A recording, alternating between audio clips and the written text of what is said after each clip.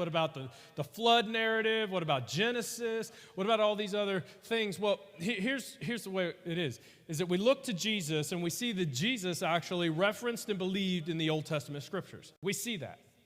In fact, when he's sitting there and people go, well, what does that mean? Does that mean I only follow the New Testament? Do I have to follow the Old Testament? What part of the Old Testament law applies to me? The answer is yes, and I'll show you what I'm talking about. In Matthew chapter 5, verse 17, Jesus teaching in the Sermon on the Mount, he says this about the Old Testament. He says, do not think that I've come to abolish the law and the prophets. That's what we consider the Old Testament. He says, don't think that I have come to abolish the law of the prophets. I've come not to abolish them, but to fulfill them. For truly I tell you, until heaven and earth disappear, not the smallest letter, not the least stroke of a pen will by any means disappear from the law, again, the law, 300 or 613 laws, until everything is accomplished.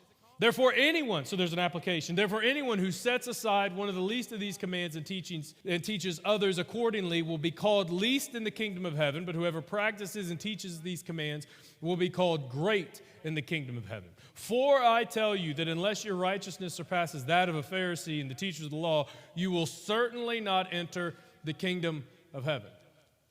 So you go, Brandon, do we have to follow the Old Testament law? Yes. Yes. And here's the great thing. Jesus actually talks about it. When a religious leader comes to him and says, okay, Jesus, what's the greatest command? He says, okay, pay attention. He says, the greatest command is this: love the Lord your God with all your heart, mind, soul, and strength, and love your neighbor as yourself. And then he says this controversial statement that makes them all frustrated.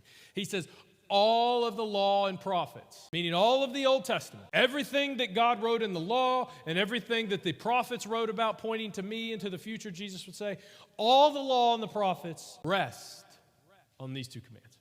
Meaning all the law and prophets are achieved, fulfilled by these two commands.